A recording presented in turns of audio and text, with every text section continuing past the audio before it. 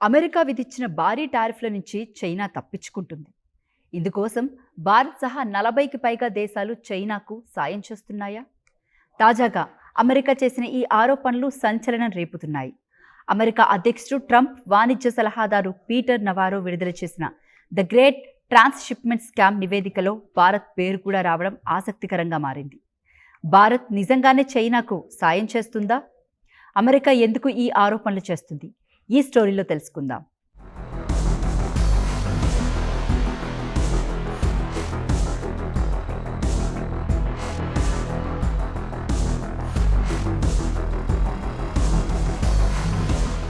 ముందుగా ట్రాన్స్‌షిప్‌మెంట్ అంటే ఏంటో తెలుసుకోవాలి. ఒక వస్తువు చైనాలో తయారైందనుకుందాం.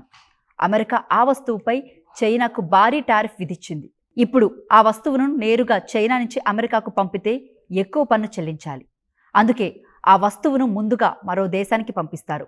అక్కడ రీప్యాకేజింగ్, రీలేబులింగ్, మైనర్ ప్రాసెసింగ్, అసెంబ్లీ వంటి పనులు చేసి తర్వాత అమెరికాకు పంపిస్తారు. అప్పుడు డాక్యుమెంట్స్లో అది చైనా నుంచి వచ్చిన వస్తువుగా కాకుండా మధ్యలో ఉన్న మరో దేశం నుంచి వచ్చినట్టుగా చూపించే అవకాశం ఉంటుంది. ఈ విధానాన్నే ట్రాన్స్‌షిప్‌మెంట్ అంటారు. అమెరికా తాజా నివేదిక ప్రకారం చైనాపై ట్రంప్ ప్రభుత్వం 2018లో సెక్షన్ 301 టారిఫ్స్ విధించింది. ఆ తర్వాత ఇలాంటి ట్రాన్స్‌షిప్‌మెంట్ మార్గాలు పెరిగాయని చెబుతుంది. అసలు చైనా వస్తువులను మరో దేశం పేరుతో మార్కెట్లోకి తీసుకురావడానికి ప్రయత్నిస్తే అది టారిఫ్ ఏవియేషన్ లేదా కస్టమ్స్ ఫ్రాడ్గా మార్చవచ్చన్నది అమెరికా వాదిస్తుంది. ఈ వ్యవహారం సంవత్సరానికి దాదాపు $40 బిలియన్ నుంచి $303 బిలియన్ వరకు ఉండొచ్చని అంచనా వేస్తుంది. దీని ఆధారంగా అమెరికాకు ఏడాదికి 19 నుంచి 26 బిలియన్ వరకు టారిఫ్ ఆదాయం నష్టం కలుగుతుందని ట్రంప్ సర్కార్ చెబుతుంది. ఇక్కడే ఇండియా పేరు తెరపైకొచ్చింది. చైనా తన ఎగుమతులను 40కి పైగా దేశాల సాయంతో బ్యాక్డోర్ ద్వారా పంపిస్తుందని అమెరికా ఆరోపిస్తుంది. తాజా నివేదికలో దేశాలను వివిధ కేటగిరీలుగా కూడా ప్రస్తావించారు. India, Canada, European union, Japan, Mexico, south Korea, Taiwan వంటి దేశాలు టైర్ 1 ట్రాన్స్‌షిప్‌మెంట్ కంట్రీస్గా పేర్కొన్నాయి. అయితే దీని అర్థం భారత ప్రభుత్వం లేదా భారత్లోని ప్రతి కంపెనీ చైనాకు అక్రమంగా సహాయం చేస్తుందని కాదు. అమెరికా చేస్తున్న ఆరోపణ ప్రధానంగా ఏంటంటే చైనా నుంచి వచ్చే సరుకులు కొన్ని దేశాల supply chains, logistics networks, manufacturing hubs ద్వారా అమెరికా మార్కెట్కు చేరే అవకాశం ఉంది. అంటే భారత్ కూడా అలాంటి మార్గాల్లో ఒకటిగా వాడుకునే ఛాన్స్ ఉందని అమెరికా వాదిస్తుంది. అంతేకాదు, భారత్ అధికారికంగా చైనాతో కలిసి అమెరికా టారిఫ్లను మోసం చేస్తుంది అని ఇక్కడ అర్థం చేసుకోవడం సరికాదు.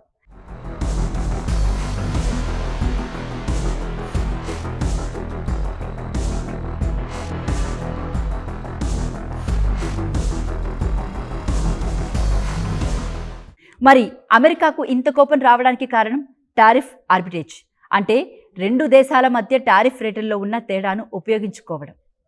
చైనాపై అమెరికా ఎక్కువ పన్ను విధిస్తే మరో దేశంపై తక్కువ పన్ను ఉండొచ్చు. అప్పుడు కంపెనీలకు ఎక్కడి నుంచి అమెరికాకు పంపితే తక్కువ ఖర్చు అవుతుంది అనే లెక్క వస్తుంది. ఇక్కడే థర్డ్ కంట్రీ రూట్ ప్రాధాన్యం పెరుగుతుంది. కొన్ని సందర్భాల్లో ఇది సాధారణ వ్యాపార మార్గం కాకుండా అసలు సరుకు మూలాన్ని దాచే పద్ధతిగా మారిపోయిందని అమెరికా అంటుంది.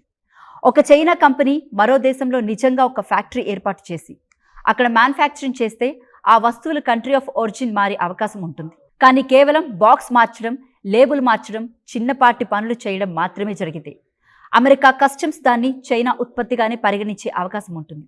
అందుకే ఇక్కడ రూల్స్ ఆఫ్ ఒరిజిన్ చాలా కీలకం. అందుకే అమెరికా డిటెక్టివ్ బోర్డర్ అనే కొత్త AI బేస్డ్ సిస్టమ్ను తెరపైకి తెచ్చింది.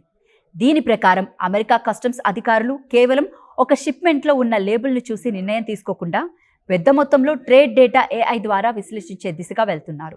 Shipment records, routing history, declared country of origin, component of content, ownership links వంటి సమాచారాన్ని పోల్చి చూస్తారు. ఉదాహరణకు, ఒక దేశం నుంచి అమెరికాకు ఒక వస్తువు ఎగుమతులు ఒక్కసారిగా భారీగా పెరిగాయి అనుకోండి. అదే సమయంలో ఆ దేశం నుంచి అమెరికాకు వచ్చే వస్తువుల్లో చైనా సప్లై చైన్తో ఉన్న సంబంధాలు కూడా కనిపిస్తాయి. AI ఆ డేటాను రెడ్ ఫ్లాగ్గా గుర్తించే అవకాశం ఉంటుంది.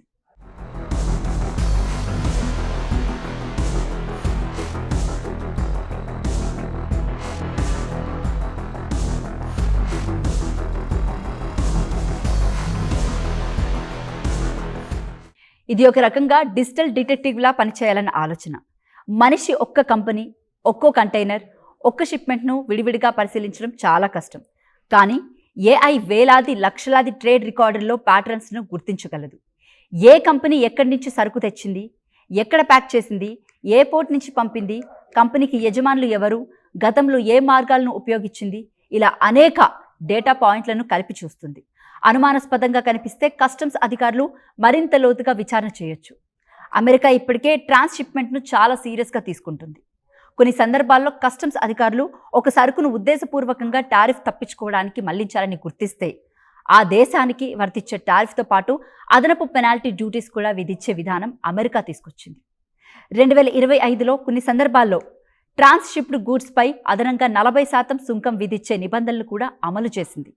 మరి ఇందులో చైనా పాత్ర ఏంటి? అమెరికా వాదన ప్రకారం 2018లో సెక్షన్ 301 టారిఫ్స్ వచ్చిన తర్వాత చైనా కంపెనీలు అమెరికా మార్కెట్లోకి ప్రవేశించేందుకు ప్రత్యామ్నాయ సప్లై రూట్స్ను అభివృద్ధి చేశాయి. మెక్సికో, మలేషియా, వియత్నాం వంటి దేశాలు చైనా సప్లై చైన్స్తో బలమైన సంబంధాలు కలిగి ఉండడం, వాటి ద్వారా సరుకులు వెళ్లే అవకాశాలు పెరిగాయి. అమెరికా ఇప్పుడు ఈ నెట్వర్క్ను గ్రేట్ ట్రాన్స్‌షిప్‌మెంట్ స్కామ్గా పిలుస్తుంది. అయితే చైనా ప్రభుత్వం నుంచి ఈ ఆరోపణలపై ఇంకా ఎలాంటి స్పందన రాలేదు. దీనివల్ల భారత్పై పడే ప్రభావం ఏంటనేదే ఇక్కడ అసలు ప్రశ్న. భారత్ ఇప్పటికే అమెరికాకు పెద్ద ఎగుమతి భాగస్వామి. భారత్ నుంచి అమెరికాకు వస్తున్న ప్రతి వస్తువుపై చైనా మూలం ఉందా లేదా అనే విషయాన్ని అమెరికా మరింత కఠినంగా పరిశీలించే అవకాశం ఉంటుంది.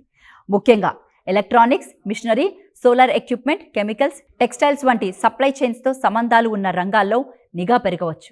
అంటే భారతీయ కంపెనీలు తమ country of origin documentation, supply records, manufacturing process, customs declarations అన్నిటినీ మరింత జాగ్రత్తగా నిర్వహించాల్సిన పరిస్థితి రావచ్చు. చివరగా అమెరికా భారత్పై చేసిన ఈ ఆరోపణలను భారత్ చైనాకు అక్రమంగా సహాయం చేస్తుంది అని అర్థం చేసుకోవడం కరెక్ట్ కాదు. చైనా తయారు చేసిన సరుకులు ఇతర దేశాల ద్వారా అమెరికాకు చేరి టారిఫ్లను తప్పించుకుంటున్నాయా అన్నదే అమెరికా పరిశీలిస్తుంది.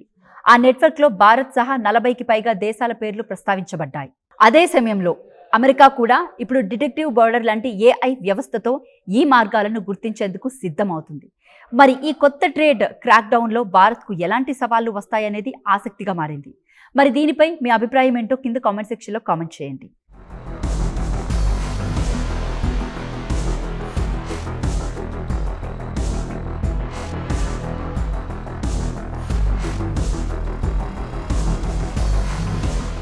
టెక్స్టైల్స్ వంటి సప్లై చైన్స్తో సంబంధాలు ఉన్న రంగాల్లో నిఘా పెరగవచ్చు.